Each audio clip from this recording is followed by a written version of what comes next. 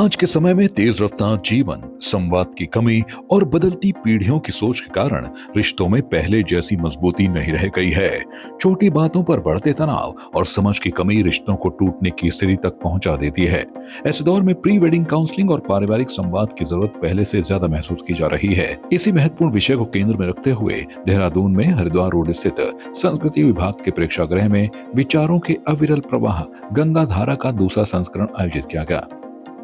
देवभूमि विकास संस्थान और दून विश्वविद्यालय द्वारा आयोजित इस संगोष्ठी की थीम प्री वेडिंग काउंसलिंग, समझ और संवाद रही। कार्यक्रम की शुरुआत दीप प्रज्वलन के साथ हुई। यह कार्यक्रम उत्तराखंड संस्कृति विभाग के सभागार में आयोजित किया गया, जहां विभिन्न क्षेत्रों से आए विशेषज्ञों, शिक्षकों, छात्रों और जनप्रतिनिधियों ने सहभागिता की। कार्यक्रम में सामाजिक संवाद, पारिवारिक समझ और सांस्कृतिक गौरव का समन्वित संदेश सामने आया। संगोष्ठी का मुख्य उद्देश्य वैवाहिक जीवन में संवाद की आवश्यकता, रिश्तों में परस्पर समझ और सामाजिक मूल्यों को मजबूत करना रहा। कार्यक्रम का सबसे आकर्षक हिस्सा डीएवी पब्लिक स्कूल देहरादून के विद्यार्थियों ने प्रस्तुत की लघु नृत्य नाटिका जनजातीय उत्तराखंड।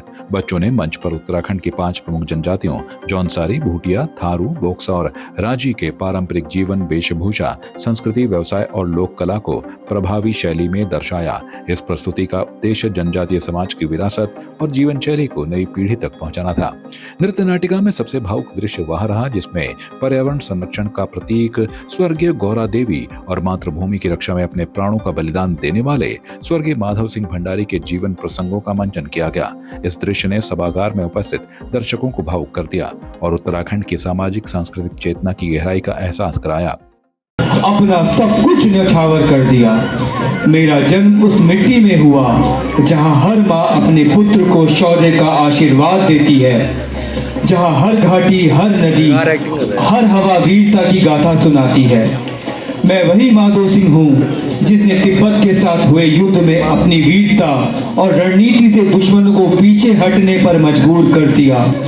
मैंने अपने रण कौशल और नेतृत्व से ये सिद्ध कर दिया कि उत्तराखंड की धरती केवल चांद पर्वतों की नहीं बल्कि शूरवीरों की भी है।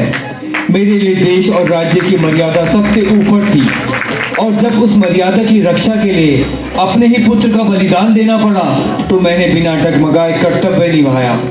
मेरी तलवार न्याय का प्रतीक थी, मेरा जीवन देशभक्ति का उदाहरण था।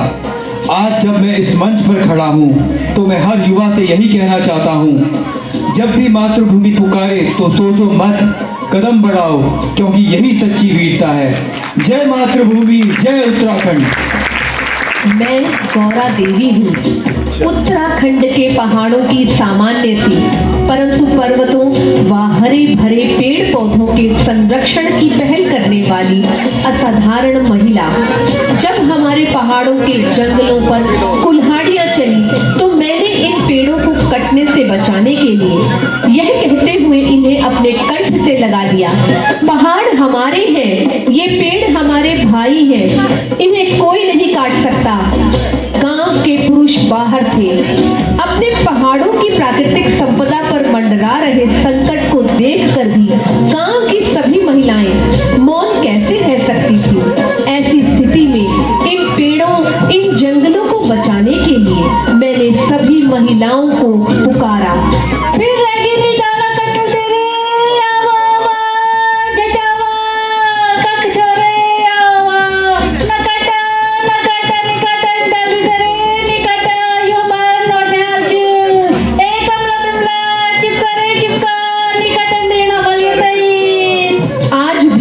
जब हवा पहाड़ों के इन जंगलों से गुजरती है तो उसमें से एक ही आवाज गूंजती है जो ये संदेश देती है, पेड़ बचाओ, जीवन बचाओ। कार्यक्रम के दौरान उत्तराखंड जनजातीय दिवस के उपलक्ष्य में गौरा देवी के शताब्दी वर्ष पर उन्हें श्रद्धांजलि भी अर्पित की गई। सभागार में लगाए गए पोस्टरों ने महिलाओं की नेतृत्व क्षमता और पर्यावरण संरक्षण के प्रति जागरूकता का संदेश प्रसारित किया।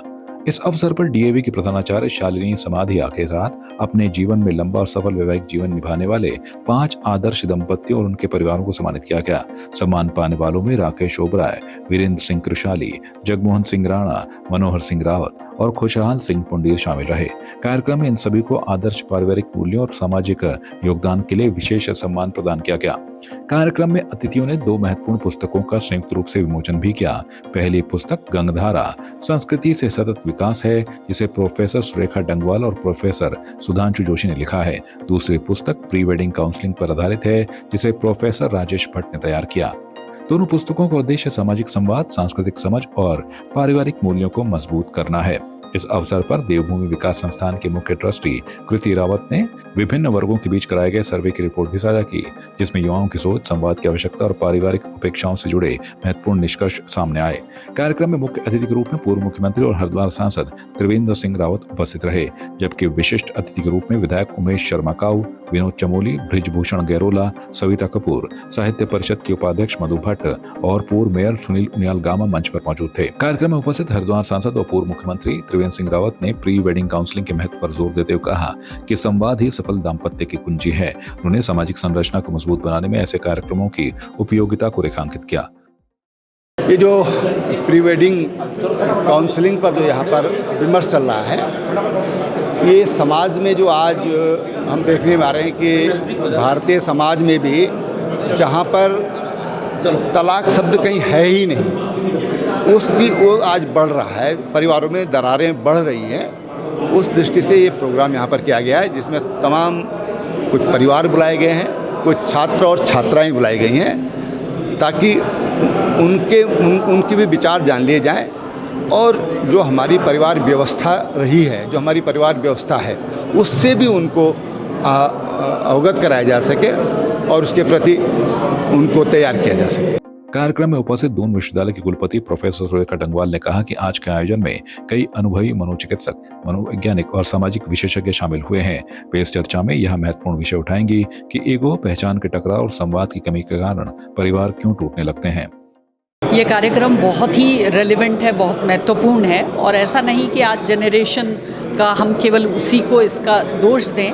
ये जनरेशन गैप बहुत ज़्यादा बढ़ गया because of the technological advancement जो हुआ, तकनीकी का आउटबस्ट हो गया, इन्फॉर्मेशन के एक से बहुत अधिक सोर्सेज हो गए और अलग अलग नैरेटिव, अलग अलग वीडियो के माध्यम से उनके हाथ में होते हैं और उनको पता नहीं होता कि कौन सा नैरेटिव सही है। वही बात आज चर्चा करने को बच्चों से मिली कि अगर एक पक्ष ये कहता है कि आपको कोई कुछ नहीं कह सकता क्योंकि आप एक एडल्ट हो, आपकी कोई सीमाएं तय नहीं कर सकता, तो बच्चे को ये लगता है कि शायद पिता या माता या भाई या बहन उसकी सीमाएं तय नहीं कर सकते। तो ये जो इंडिविजुअलिस्टिक अप्रोच है, इसको हमने भारतीय समाज संस्कृति से जोड़ते हुए ये कहा कि हमारी परिधि तो वसुधैव कुटुंबकम की है, पूरे विश्व को कुटुंब मानने की है, तो फिर अपने परिवार में क्या दिक्कत है, फिर कुटुंब में क्या दिक्कत है, फिर समाज में क्या दिक्कत है। तो ऐसा जब ये चर्चाएँ होती हैं तो कोमल मन है युवाओं का, क्या सही है क्या गलत है, इसको उन तक देने की जिम्मेदारी भी हमारी है। मुझे लगता है देवभूमि विचार मंच का एक बहुत ही अच्छा इनिशिएटिव है। ये इनका दूसरा संस्करण यहाँ पर है। पहला पिछली बार दिसंबर में दून विश्वविद्यालय से शुरू हुआ था, जिसमें उस समय के केरल के माननीय राज्यपाल, आज शायद बिहार के हैं, मोहम्मद आरिफ खान, अवधेशानंद जी, माननीय मुख्यमंत्री जी, इन सब ने युवाओं से चर्चा की थी। उसकी सफलता के बाद ये तय किया गया कि हर साल युवाओं के साथ इस संवाद को किया जाए और ये अभी युवा परिचर्चा कर रहे हैं और बहुत साइकेट्रिस्ट भी दूर दूर से आए हैं, साइकोलॉजिस्ट आए हैं, जो लोग काउंसलिंग करते हैं वो आए हैं। तो वो उस तरीके के सवालों का जवाब इसमें देंगे कि ईगो क्या है, आइडेंटिटी क्या है, क्यों परिवार टूट रहे हैं, क्यों रिश्ते टूट रहे हैं। तो मेरी नज़र में एक बहुत ही अच्छा प्रोग्राम है। यह संगोष्ठी दून विश्वविद्यालय के मनोविज्ञान विभाग के सहयोग से आयोजित की गई, जिसने न केवल ज्ञानवर्धक विमर्श प्रस्तुत किया बल्कि उत्तराखंड की सांस्कृतिक धरोहर, पर्यावरण संरक्षण और सामाजिक मूल्यों के प्रति जन जागरूकता को भी बढ़ावा दिया। संवाद 365 के लिए संजय रावत की रिपोर्ट। आपकी इस पर क्या राय है, हमें कमेंट कर जरूर बताएं।